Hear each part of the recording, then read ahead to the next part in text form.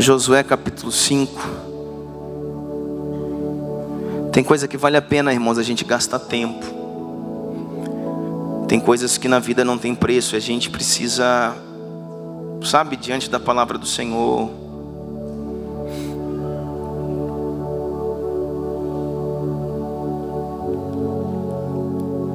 Josué capítulo 5 diz assim, eu só quero dar uma breve introdução. Aqui Josué estava na fronteira da terra de Canaã, ia entrar com seus filhos, com aqueles que o Senhor havia dado, a eles.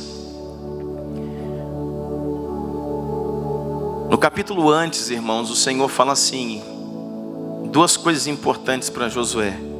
A primeira delas é o seguinte: santificai-vos, porque amanhã Deus fará maravilha no meio de vós.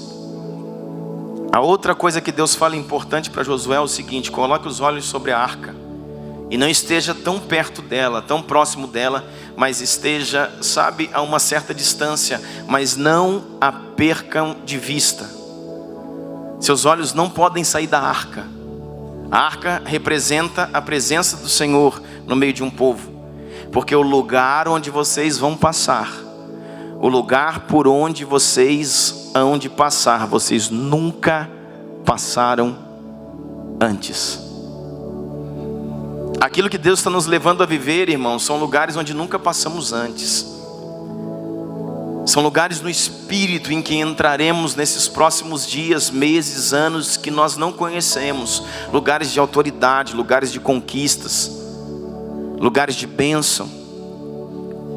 Amém? E aí o Senhor prepara esse grupo e diz assim, em Josué 5: sucedeu que, ouvindo todos os reis dos amorreus que habitavam desde o lado do Jordão ao ocidente, e todos os reis dos cananeus que estavam ao pé do mar, que o Senhor tinha secado as águas do Jordão de diante dos filhos de Israel, até que passamos, desanimou-lhes o coração, não houve mais alento neles por causa dos filhos de Israel. Naquele tempo disse o Senhor a Josué: faz faca de pedra, e passe de novo a circuncidar os filhos de Israel. Então Josué fez para si facas de pedra, e circuncidou os filhos de Israel em Gibeate e Aralote. Foi esta a razão porque Josué os circuncidou. Todo o povo que tinha saído do Egito, todos os homens de guerra, eram já mortos no deserto pelo caminho, porque todo o povo que saíra estava circuncidado. Mas nenhum deles que nasceram no deserto pelo caminho, depois de terem saído do Egito, haviam sido circuncidados. Por 40 anos andaram os filhos de Israel pelo deserto, até se acabar toda a gente dos homens de guerra que saíram do Egito, que não obedeceram à voz do Senhor, os quais o Senhor tinha jurado, que lhes não havia de deixar e ver a terra que o Senhor, sob juramento, prometeu dar a seus pais, terra que mana leite e mel. Verso 7: porém em seu lugar pôs os seus filhos, e esse Josué circuncidou, porquanto estavam incircuncisos, porque não circuncidaram no caminho. Tendo sido circuncidado toda a nação, ficaram no seu lugar, quietinhos no arraial, até que sararam. Disse mais o Senhor a Josué: hoje removi de vós a vergonha do Egito, pelo que o nome daquele lugar se chamou Gilgal até os dias de hoje. Amém? Vou até fechar aqui meu iPad para não... Irmãos, esse texto vai falar que existia um povo que saiu do Egito, e desses homens que saíram do Egito, diz a Bíblia que eles saíram circuncidados. O que era a circuncisão? A circuncisão era o remover de pele, do excesso de pele, da extremidade do órgão sexual masculino, Se você pega o pênis, a genitália masculina tem um excesso de pele, e a circuncisão é a cirurgia que hoje é chamada de fimose. Era remover aquela pele, aquele excesso de pele do órgão sexual masculino. E isso, a Bíblia fala lá desde o livro de Gênesis, Gênesis 17 vai falar sobre isso, sobre a lei da circuncisão, que os filhos de Israel, os filhos dos hebreus precisavam ser circuncidados, e isso era uma conexão de aliança entre os homens e o Senhor. que diz a palavra? Que o povo que saiu do Egito, eles saíram circuncidados. Mas o povo que nasceu no deserto, eles estavam incircuncisos. Lembram-se que eles saíram do Egito e eles caminharam pelo deserto por 40 anos. Nesses 40 anos, Deus fez questão de matar, de permitir com que morresse na terra ali do deserto todos aqueles homens que saíram e que não tiveram de coragem de obedecer a Deus e entrar na terra que manava leite e mel. Eles já tinham chegado na fronteira da terra e resolveram não entrar, então voltaram para o deserto. Mas no deserto nasceu uma nova geração de homens não circuncidados. Esses que nasceram no deserto, que eram aqueles que iam entrar na terra, eram incircuncisos. Então Josué, diante daquelas muralhas agora, diante das muralhas de Jericó, depois de haver passado o Jordão, o Senhor chega para ele e fala: Josué, faz faca de pedra, faca de pederneira, e circuncida toda a nação de Israel em Gibeate Aralote. E aí ele começa a fazer isso. Irmãos, o que eu quero dizer para você: a circuncisão é feita pelo Pai. E a circuncisão é remover carne. A circuncisão é derramar o sangue, fazer uma marca. Para quê? Para que um filho receba destino. Para que um filho receba destino. Quando você vê a Bíblia falando, e nós falamos um pouco disso ontem: deixará o homem seu pai e sua mãe, e se tornará com sua esposa uma só carne. Este homem que deixa o pai e a mãe, né? Marcelo falou um pouco disso aqui. Ele está saindo de uma condição de filho para entrar numa condição de homem, para entrar numa condição de provedor, para entrar numa condição de protetor, para entrar numa condição de esposo. Deixará o homem pai e mãe. E ele está indo para onde? Para o casamento. E esse deixar pai e mãe, há uma ruptura. Irmãos, e toda ruptura gera crescimento.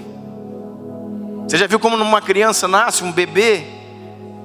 Ele está sendo ali no ventre da mãe, no útero, né, materno, no ventre da mãe, ele está sendo alimentado. Ele não precisa fazer força nenhuma. Ele não precisa fazer força nenhuma, nem para respirar, nem para se alimentar, nem para defecar. Tudo vem ali pelas trocas da mãe, vem pelo um cordão umbilical. Mas quando a criança nasce, né, eu lembro o Heitor, quando foi tirado do ventre da Karina, eu estava ali acompanhando a cirurgia, tira a criança, ele vem preso com aquele cordão, está lá preso na mãe, e o cordão é cortado. A partir daquele momento, irmãos, por um lugar de ruptura, a criança começa a já crescer. Ela vai chorar pela primeira vez, e quando não chora, pastor, tem que levar um tapa na bunda, tá! E o menino, que isso libera os seus pulmões. Pela primeira vez o leão está rugindo. Pela primeira vez o menino está enchendo os seus pulmões de ar para liberar o seu choro. E a partir daí ele vai ter que se esforçar para respirar. A partir daí, irmãos, ele vai ter que se esforçar para mamar. Sugar aquele seio da mãe que às vezes está seco, não tem leite, o menino fica até roxo, sugando aquilo ali, já começa sofrendo. A mãe sofrendo, o menino sofrendo, porque na ruptura desse cordão umbilical, há uma ruptura que está trazendo crescimento ao menino. Está trazendo crescimento para o menino. E agora ele tem que se esforçar para mamar, se esforçar para respirar, se esforçar para defecar. E a vida começou para ele. Vambora, meu filho, que a vida começou. E assim, irmãos, a nossa vida vai até o fim. Quando diz, aí o menino cresce, só que é o meninão da mamãe, né? O gordinho da lancheira. É o meninão da mamãe. Tem uns dentro de casa ainda com 25, 30 anos que ainda é o meninão da mamãe. Ai, trabalhar, rapaz. É o Kiko da dona Florinda. Mamãe, daquele tamanhozão ainda está dentro de casa. Só que quando ele sai, deixará o homem pai e mãe. Então você deixou de ser filho para se tornar um homem. Então uma ruptura com o pai e a mãe. Precisa haver essa ruptura. Qual que é o problema falando de casamento, irmãos? Grande parte dos casamentos, homens que se casam, mulheres que se casam e não rompem com pai e mãe. A mulher ainda é, irmãos, a filhinha da mamãe mais do que a esposa do marido. Não funciona. O filho ainda é o filhinho da mamãe mais do que o provedor da sua casa. Não funciona. É bom, querido, ter uma conexão com os pais. Eu não estou falando que você tem que desonrar os seus pais. Ame, cuide dos seus pais. Mas agora você não está mais numa condição de filho. Você está numa condição de esposo. E o que eu quero dizer em relação a filho? É o pai, irmãos. Agora tem mais a conexão do pai, que vai gerar nos filhos essas crises, esses limites que fazem com que os filhos se tornem um homem. Nós também temos aqui os extremos: pais omissos, pais ausentes, pais que se moveram em rejeição. Esse é o problema da igreja hoje. Você está aqui, homem, você está aqui, mulher, carregando as dores, sabe, geracionais, dores de uma família. As mães são tomadas de rejeição, os pais são tomados de omissão do pai que ele teve. E o que está acontecendo? Você se tornou um péssimo pai, você se tornou uma péssima mãe, você se tornou um péssimo cidadão, você se tornou um péssimo crente. Por quê, irmãos? Porque não teve referências.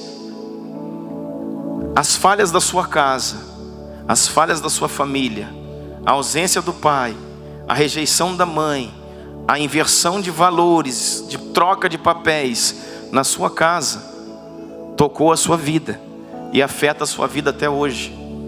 E o que você está fazendo? O que nós estamos fazendo? Transferindo isso para os nossos filhos. Aquilo que fizemos errado até aqui, estamos passando para os nossos filhos também. Está entendendo isso? O pai vai ser aquele, irmãos, que vai gerar destino. O pai vai ser aquele que vai circuncidar o menino. Circuncidar fala da remoção da carne, fala dos limites, fala dos cortes, fala das podas que uma criança precisa ter para poder se conectar ao propósito. Algo interessante que você precisa entender aqui é que esse povo ficou 40 anos caminhando no deserto. Eles haviam, presta atenção, saído do Egito há 40 anos. Só que o Egito não havia saído deles. Talvez você se casou há 20 anos. Não, pastor, 30. Se casou há 30 anos. Não, pastor, 40. Se casou há 40 anos. Talvez você se casou há 5, há 2, há 10 anos. Então você deixou de ser filho, você deixou de ser filha, se tornou marido, se tornou esposa há 10, há 20, há 30 anos, mas há 20 anos ainda vive como filho, ainda vive como filha. E não como homem e mulher, não como pai e como mãe, não como marido e como esposa. Toda a defraudação da sua casa, a degeneração do seu lar, a desconfiguração da sua casa, você trouxe para o seu casamento e está imprimindo nos seus filhos. E a sociedade, irmãos, o Brasil está como está. Uma nação derrotada, uma nação fracassada, uma nação deturpada nos valores, nos princípios, na moral. Por quê? Porque é culpa da família. Não é a culpa do governo, é culpa da família. Porque o governo, irmãos, ele pode estar na mão de ímpio ou estar na mão de justo. Em todo tempo isso sempre houve, mas se a família for forte, uma cultura subsiste. O Brasil perdeu famílias Não foi o governo que o Brasil perdeu. O Brasil perdeu famílias. Onde você está vendo dentro da sua casa as feministas se levantar. Onde você está vendo dentro da sua casa a menina virar feminista e o menino virar homossexual. Você está vendo isso dentro da sua casa. Pais estão perdendo seus filhos na faculdade para o esquerdismo, para o socialismo. Mulher, irmão, quer ter cabelo debaixo do sovaco. Menina quer pintar o cabelo de roxo, botar um piercing na língua e encher o sovaco de cabelo. E homem, irmão, quer virar Nemo, fazer uma franja assim, puxar um negócio e falar que não quer casar. E isso não é problema do Lula, não é problema da Dilma, isso é problema de pai, problema de mãe, problema de família, problema de lar. Porque o que é que nós temos que entender? A faculdade acabou com o meu filho. Quanto tempo seu filho ficou na faculdade? 4 anos.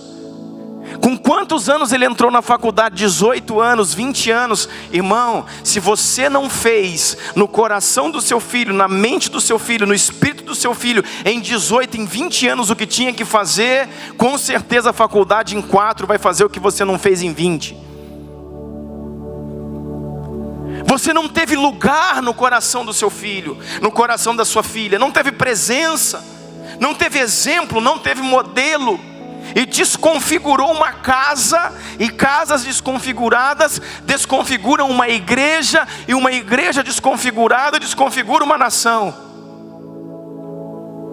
O problema do Brasil é a igreja, e o problema da igreja são as famílias.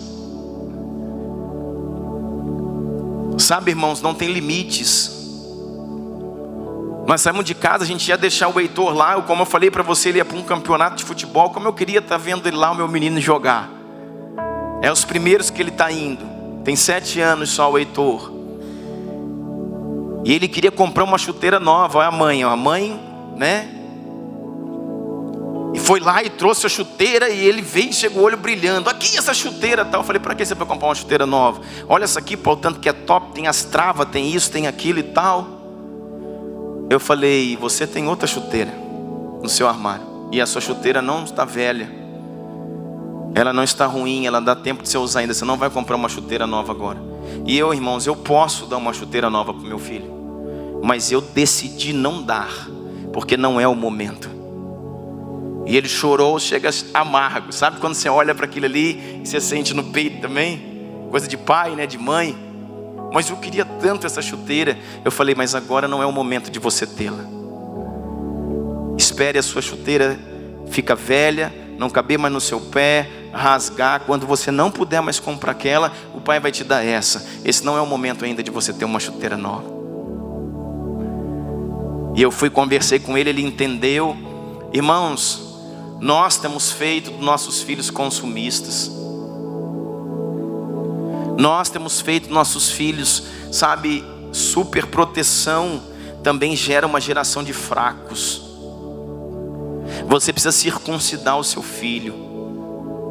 Eles ficaram 40 anos no deserto, mas já tinham saído do Egito há 40 anos, mas ainda carregavam a vergonha. Carregavam a vergonha. Eles carregavam a vergonha da escravidão no Egito. Eles tinham uma mentalidade de escravos. Eles tinham atitude de escravos, pensamentos de escravos. Eles se moviam como escravos, ainda que tivessem saído do Egito há 40 anos. Às vezes você se casou há 5, se casou há 10, se casou há 20, mas mantém uma cultura familiar errada há 20 anos. Às vezes você está olhando para mim e falando, cara, esse pastor aí novinho, eu tenho 20 anos de casada, meus filhos é da idade dele, ele tem alguma coisa para ensinar. Pouco importa quantos anos tem o seu filho. Tem gente que está casada há 50 anos casado errado, há 50 anos fazendo tudo errado.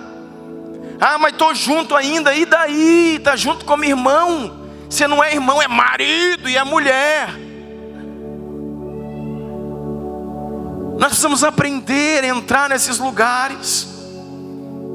Precisamos Sabe, irmãos, muitas vezes entregar para os nossos filhos aquilo que nós não recebemos.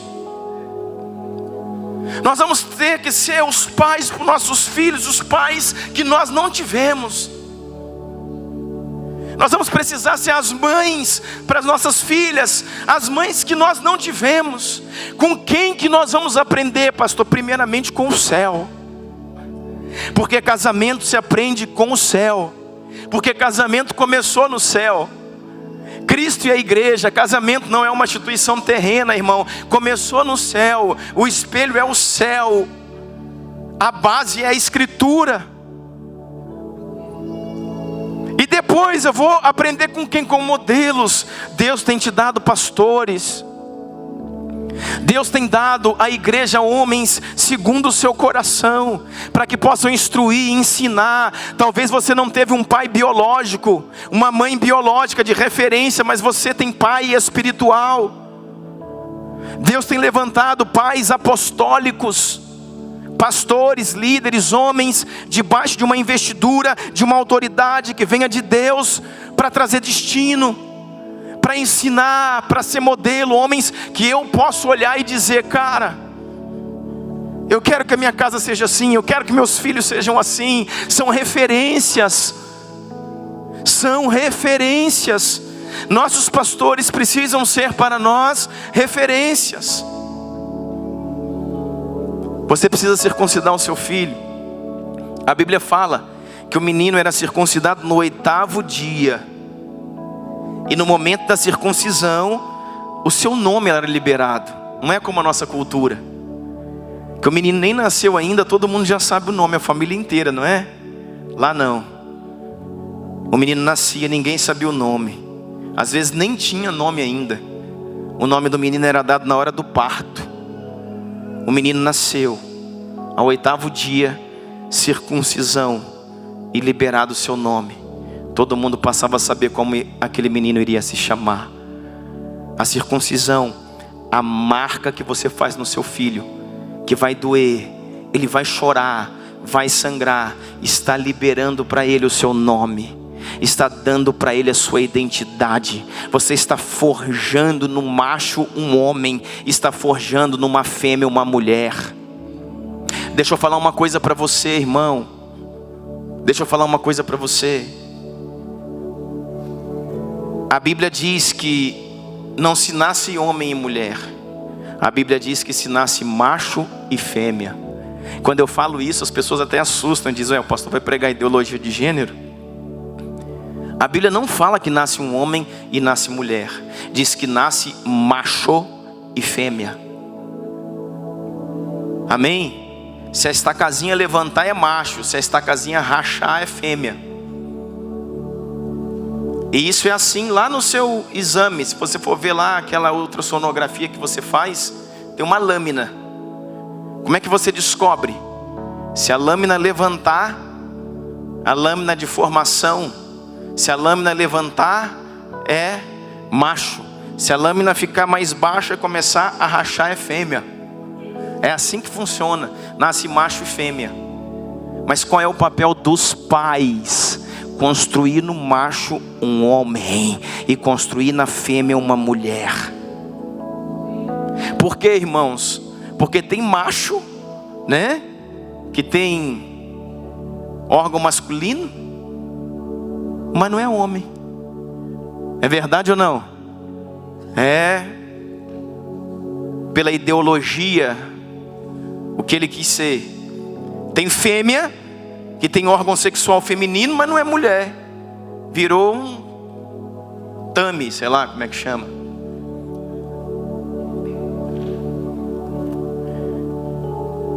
Você está entendendo isso? O outro virou aí um... Como é que chama aquele lá de Uberlândia, perto da gente lá?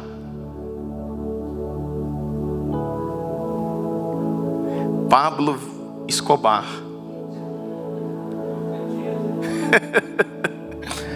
Pablo Vittar. E no Brasil é assim, irmãos. Escolhido pela revista não sei o quê. Eu nem procuro saber dessas coisas. Mas o homem mais sexy do Brasil é uma mulher. E a mulher mais sexy do Brasil é um homem. Pablo Vittar e Tami Miranda. Demônio, irmão. demônio. E isso denuncia o que? O fracasso da família. Não é o fracasso do governo, é o fracasso da família. A ausência de paz. Muitas vezes esses homens, esses personagens, são reféns de lares caídos. São reféns de casas na areia. São reféns da falta da paternidade. Você precisa circuncidar o seu filho. E deixa eu falar para você, para a gente poder terminar. A dor que você carrega da falta de um pai, a dor que você carrega da falta de uma mãe, a dor que você carrega pela sua orfandade, a dor que você carrega por um lar destruído, por um lar fora da presença do Senhor, por um lar da onde você veio, onde não foi te apresentado Jesus, onde, sabe, você não pode trazer isso para o seu casamento. Você não pode trazer isso para dentro da sua família. Você não pode imprimir isso nos seus filhos. Às vezes você vê um pai durão, um pai que não é amável, que não é amigo, que não é companheiro, um pai que não beija a filha, um pai que não beija os filhos. Ah, mas isso é de cultura. O meu pai era assim, seu pai era errado, e você vai ser também errado, seu mané. Seu pai falhou com você, acerte você com os seus filhos. Uma menina, o primeiro homem que ela tem que ouvir dizendo eu te amo, não é o marmanjo da faculdade, o marmanjo da escola é o pai. O pai tem que olhar nos olhos da sua filha e dizer eu te amo, minha filha. Sabe por quê? Por que que as meninas com 11, com 12 anos se entregam? Por que que meninas na igreja, irmãos, filhas da igreja, com 12 anos estão tendo relação sexual? Porque o primeiro homem que olha para ela, que é o bocó lá da escola, e diz para ela, eu te amo, ela nunca ouviu isso, ela não sabe o que é. Eu te amo, deita comigo. Você também não me ama? Então vamos nos relacionar. Quando a sua filha com 12, com 13, com 14 anos, um rapazote chegar para ela e falar eu te amo, aí ela vai falar assim, eu já ouvi isso antes. Eu sei quem verdadeiramente me ama. E aquele que me ama de verdade, o Senhor deu a vida por mim. E aquele que me ama na minha casa, o meu pai me protege e não me pede nada em troca. Você é um impostor. Porque o seu amor está baseado em troca. Isso não é amor, sem vergonha. E lasca-lhe a mão na cara, irmão. Fala, vai com o seu amor para o quinto dos infernos, rapaz.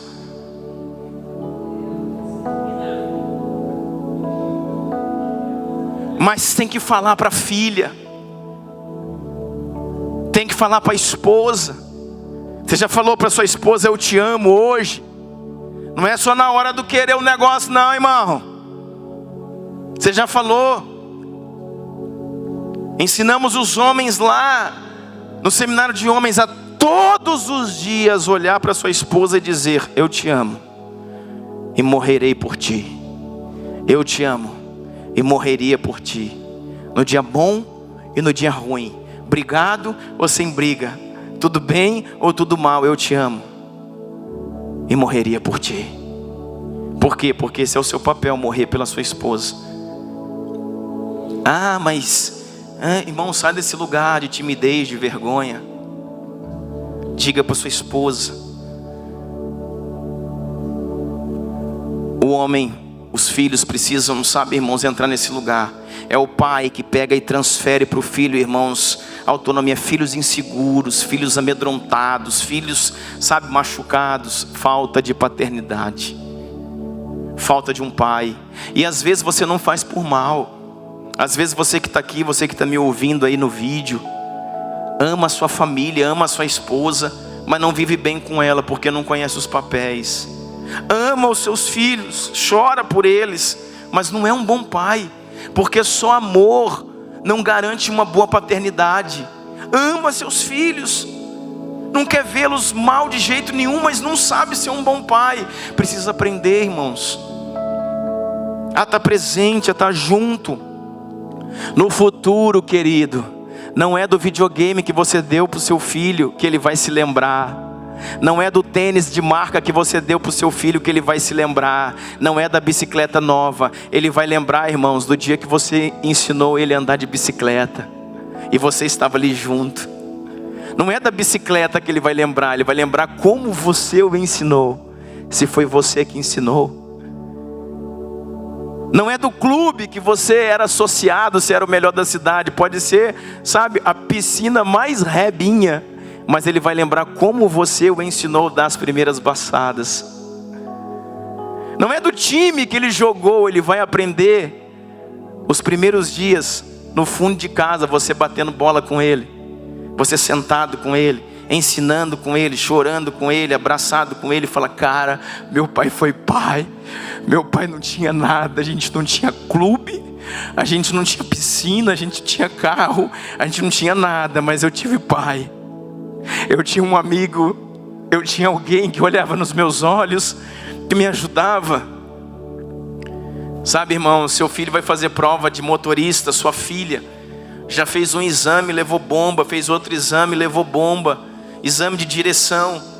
Tem uns que fazem 2, 3, não consegue. Irmãos, insegurança, falta de pai. Antes do exame faz tudo certo, na hora não consegue. Chega lá, desmarca o serviço, pede folga, pede o patrão, vai com ela. Chega na hora, às vezes a gente fica com medo de fazer isso, porque fala: não, eu vou botar uma pressão. Não vai não. Chega na hora, olha nos olhos da sua filha e fala: hoje você vai passar, porque eu libero sobre a tua vida que todo medo, que toda ansiedade se vá. Eu declaro sobre ti a cobertura do Espírito e te encorajo a vencer esse momento. Vai, vença, em nome de Jesus. Eu estou aqui te esperando. Ela vai passar. Porque o pai, irmãos, tem a capacidade de romper as barreiras do medo e de imprimir num filho. Sabe o que eu faço? Um dia com o meu Heitor, irmãos, quando eu vi isso, o Heitor desde pequenininho lá em casa tem uma piscina. E é uma piscina grande, uma piscina funda. E ele caiu nessa piscina quando era criança. Então a gente desesperado, estava lá na Europa pregando a palavra quase um mês. E o diabo dizendo: eu vou matar os vossos filhos, eu vou matar os vossos filhos. Essa era a palavra que nós recebíamos lá. Estava com o apóstolo Luiz Hermínio, outros homens, e nós orando, chorando pelas nossas famílias. E quando eu cheguei, minha esposa não me contou isso quando eu estava lá. Olha a sabedoria da mulher. Minha amada, te amo, meu amor. Irmão, se ela me fala um negócio desse, eu estou lá, eu pego avião e venho embora. Quando eu cheguei aqui, ela falou: tenho que te contar uma coisa. Veio tocar dentro da piscina. Tinha um ano. E a Karine não viu ele caindo na piscina. De repente deu falta dele. Cadê o menino? O primeiro lugar que ela correu foi para a piscina, e ele estava lá dentro. E pegou ele, pulou lá, puxou ele de lá. Irmãos, e ele não sufocou. Ele não bebeu água, ele não desesperou. Tirou ele de lá, olhou para ele, ele mexeu, deu um sorriso e estava tudo bem. Deus o guardou. A Karine ficou sem andar uns dias lá, paralisada em coma lá na cama. E o menino correndo, chutando, né, as coisas. Mas a gente entendeu, precisamos fazer, sabe, proteger. Uma piscina já era protegida, irmãos, mas a nossa auxiliar lá entrou e esqueceu o portão aberto. Satanás, irmão. Aí a gente botou cadeado nos portões lá da grade que separava para a piscina. Vamos ensinar esse menino a nadar, esse menino precisa aprender a nadar. E colocamos ele muito pequenininho, irmãos, piquititico, aprendendo a nadar numa escola de natação. E ele nadando para lá, nadando, aprendendo. Quando ele fez 2 anos e pouco para 3 e pouco, já estava bastante tempo. Eu vi que ele sabia nadar. Eu já vi que ele sabia nadar. Ele já estava, 2 anos ou mais na natação. Eu vi que ele sabia nadar. E eu comecei a levar ele para a nossa piscina e falar: você não precisa mais desse colete, você sabe nadar. Não, pai, inseguro. Aí eu botava ele no colete assim, aí ele tentava encostar o pé no fundo, não conseguia, né? E o colete segurava ele. O pai vai tirar o colete. Não, aí me abraçava assim. Aí eu não queria forçar. Eu falava: você precisa tirar o colete, você precisa tirar o colete, você sabe nadar. E a gente ia brincar na piscina, ele queria o colete. Um dia, irmãos, eu pregando na igreja, domingo à noite eu pregando, ele sentado lá no cantinho olhando. Eu pregando, eu nem vi que ele estava lá. E eu falei assim, olha, a melhor coisa que um pai pode ter é falar para um filho algo e o filho acreditar na palavra de um pai. Assim é Deus conosco. Deus quer falar conosco, Deus quer nos orientar, Deus quer nos dar direções. E o coração de Deus se alegra quando um filho crê, recebe, cumpre. Que um filho rompe o medo, que um filho rompe suas limitações e entra naquilo que Deus está falando. Não é assim com um filho. A coisa mais, feliz para um pai não é quando você fala, desafia seu filho para alguma coisa e você vê que seu filho aceita, entende, crê na sua palavra. Ele ouviu, irmão, e ficou quietinho. Depois, no fim de semana, no outro final de semana, quando nós fomos brincar na piscina, ele falou assim, pai, hoje eu vou tirar o colete. Aí eu falei, por que, filho? Eu nem falei nada para você a respeito disso, porque o Senhor pregou no domingo que a melhor coisa que um filho pode fazer é crer na palavra de um pai. E o Senhor falou que eu sei nadar, então eu sei nadar. Eu vou pular aqui sem o colete. Falei, uau, o meu menino. E eu falei para ele, filho, eu estou aqui do lado. Qualquer coisa você pode ter certeza que seu pai está aqui para te salvar. Irmãos, ele pulou na piscina pela primeira vez e atravessou a piscina todinha, de fora a fora, sem parar, sem pensar. Chegou lá do outro lado, olhou para mim, deu um sorriso e nunca mais botou o colete. Para nenhum tipo de profundidade, nunca mais, em piscina nenhuma ele botou o colete. E nada igual um tubarão. Sabe por quê, irmãos? A palavra é imprimida no coração do Pai. Quero contar só mais um testemunho rápido que nós vamos orar. Irmãos, quando uma criança pequena sobe num muro, num lugar alto, ele chega ali e seu menino está com 1 ano e meio, 2 anos, aprendendo a fazer, as suas peripécias, aprendendo as aventuras. E ele chega ali e você fala assim, vem, pula aqui, pode vir. Vem, filho, vem, pula aqui. E ele está com aquele medo, não vou. O que a mãe faz? O menino, vai machucar o menino, vai não sei o que, brincadeira é essa, não sei o que lá, é ou não é? Aí o pai fala assim, deixa o menino crescer, deixa o menino ser desafiado. Vem, filho, pode vir, o pai te segura. O pai te segura, o Heitor lá assim no parquinho, num lugar alto. Vem, pode pular, pula daí, eu estou aqui. Eu te prometo que não deixo você cair. Vai, não vai. De repente, pequenininho, dando aquele sorriso, ele pulou. Quando ele pulou, eu o segurei. Quando eu o segurei, o coração dele acelerado. E o meu também. Porque a gente, tá lá. Coração com coração. Batendo. E ele apertou, me deu um abraço. Olhou para mim. Quero ir de novo. Aí sobe, pula, irmão, aí sobe, pula. Aí você tem que até falar, não, chega, cansei, vamos para outra aventura depois. Ele confiou, irmãos. Escuta o que eu vou falar para você. Nunca mais se esqueça disso, desse exemplo. Se for um outro homem, uma outra pessoa que chegasse e dissesse, pula, vem cá, eu vou te segurar, eu não vou deixar você cair. E não vai. Porque você, pai, você, mãe, é o super-herói do seu filho. É na sua palavra que ele confia. Presta atenção no que eu estou falando para você. É na sua palavra que ele confia. Porque enquanto ele é menino, é só palavras que ele ouve. Você é o super-herói, é na sua palavra que ele confia. Outra pessoa vem cá, pula aqui, eu te seguro. Não, você não é o meu pai. Só que, irmão, seus filhos crescem, se tornam adolescentes, se tornam jovens. E aí, além das suas palavras que ele confia, ele vai ter que ver o seu exemplo que lhe dá destino. Ele vai ter que ver o seu exemplo que lhe dá destino. Porque os seus filhos, irmãos, os seus filhos não vão fazer o que ouvem vocês falando, mas o que veem vocês fazendo. Às vezes você fala alguma coisa para os seus filhos adolescentes e parece que eles chegaram numa idade e eles não ouvem mais, parece que eles não estão ouvindo mais. Deixa eu falar uma coisa para você: os ouvidos do seu filho podem estar temporariamente fechados aos seus conselhos, mas os seus olhos nunca se apartarão do seu exemplo. Os seus olhos nunca se apartarão de quem você é.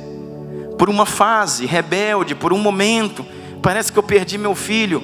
Se você tem exemplo, os seus olhos nunca se apartarão do seu exemplo, ainda que seus ouvidos temporariamente se fechem àquilo que você fala. Sabe por que existe aborrecente? A gente fala adolescência. Sabe por que muitos pais na igreja perdem os filhos na adolescência? Na faculdade, no namoro, vai para a sexualidade, vai para a droga. Sabe por quê? Presta atenção. Porque ele ainda é aquele menino que está pulando e está acreditando. Ele ainda é aquele menino, só que ele cresceu. E quando ele cresceu, os seus braços têm que ter crescido junto para segurar o pulo do seu filho. Lá no início, os seus braços talvez mais enfraquecidos, que conseguiam segurar um menino de 3 anos, são as suas palavras. Mas os braços fortes que seguram um adolescente são as suas atitudes. Sabe o que está acontecendo? Por que meninos se perdem, se decepcionam? Meninas com 13 anos, 12 se entregam para um namorado. Homens com 12, 13 anos se tornam homossexuais. Meninos experimentam droga, vão ser marxistas. Sabe por quê? Porque os braços do pai não se desenvolveram para continuar segurando os seus pulos. Sabe quem é o braço do pai? As suas atitudes. Então eles continuam pulando, acreditando, mas quando eles pulam, é como se você não conseguisse segurá-los e eles se esborracham no chão e pá! E eles estão se machucando. Sabe por quê? Porque eles estão vendo que tudo aquilo que vocês falaram não é aquilo que vocês praticam. E isso é deixar o filho escapulir pelo meio dos braços e deixar ele dar com a cara no chão. E deixar ele se machucar, se arrebentar. Porque eles cresceram. E agora com 8, e agora com 10, e agora com 12, eles são inteligentes, eles sabem tudo, eles veem tudo. E eles começam a ver que aquilo que eles foram ensinados com 2, com 3, com 4, não é aquilo que você pratica. Você ensinou para eles que não é para mentir, mas você mente. Você ensinou que não pode dever, mas você deve. Você ensinou que tem que ser calmo, mas você é irritado. Você falou que família, pai e mãe não tem problema, mas vocês têm problemas. Adultérios, traições, brigas, e seus filhos estão vendo que tudo aquilo que eles ouviram era uma farsa. Então esse é o pulo do adolescente, querendo que os braços da atitude de um pai o segurem, mas esses braços da atitude são fracos. Os braços das palavras, das falas, seguravam um menino de 2, 3 anos. Mas os braços do exemplo não seguram, não tem força para segurar um menino de 13, de 14 anos. Então eles entendem que tudo aquilo que eles viveram numa família é mentira. Então vou procurar algo fora que seja uma verdade. Não existe casamento fiel. Meu pai não ama minha mãe não ama meu pai. Minha mãe tem um homem fora, meu pai tem uma amante. Meu pai deve a cidade toda. Minha mãe diz que não pode mentir, mas toca alguém em casa, manda dizer que eu não estou. Minha mãe me ensinou que a igreja é um lugar de cura, e que Jesus cura a enfermidade, mas quando ela está com dor de cabeça, ela fica em casa. Que tipo de vida é essa? Aí o adolescente entra em crise, ele enlouquece. É isso que nós temos feito com os nossos adolescentes. Por isso que é a principal fase, aonde os perdemos. Quando um adolescente, irmãos, chegou aos 10, aos 12, aos 13 e continua vendo que pai é pai, que mãe é mãe, que mulher é auxiliadora, que homem é sacerdote, que não se deve, que se paga suas contas, que não se mente, que se organiza uma casa, você vai ver um adolescente de 12 anos forte. Você vai ver uma menina de 12 anos posicionada. Você vai ver um menino de 13 anos, irmãos, que é um homem, que tem palavra, que tem verdade, que tem posicionamento, que tem ministério na igreja, que o mundo não o seduz, porque a família o protegeu. Por isso que eu estou dizendo para você que pesquisas comprovam, falei ontem, que lares estruturados, ainda que crianças foram criadas fora da igreja, os filhos têm mais estabilidade do que filhos que foram criados na igreja, mas os pais não foram o seu modelo em casa. Porque, irmãos, os filhos vão aprender alguma coisa na igreja, mas a base de formação de um homem é a família. Eu não posso no meu púlpito, irmãos, ensinar um menino de 8, de 10 anos como um pai dele pode ensinar. Eu não posso ensinar uma menina de 12, de 13 anos como a mãe e o pai pode ensinar. Pai e mãe ainda são as maiores referências. E a família ainda é a base, o QG, o quartel-general do céu na terra. Eu termino essa reunião dizendo isso: fortaleçam os seus braços, para que os seus filhos possam pular, para que independente da altura ele possa pular, e o braço do exemplo o segure. Nossos filhos continuam acreditando em nós. Por quê? Porque as nossas atitudes respaldam o que ensinamos. Nunca mais se esqueça disso. Quando ele tinha 3, 2, era fácil segurar, levezinho, porque só a minha palavra convencia. Sua palavra não convence mais, porém o seu exemplo arrasta. Se você viver, você traz seus filhos juntos. Se você e o seu marido viver como uma casa forte, se você e seu marido viver como uma casa forte, trará os seus filhos juntos e seu casamento alinhado. Isso é paternidade.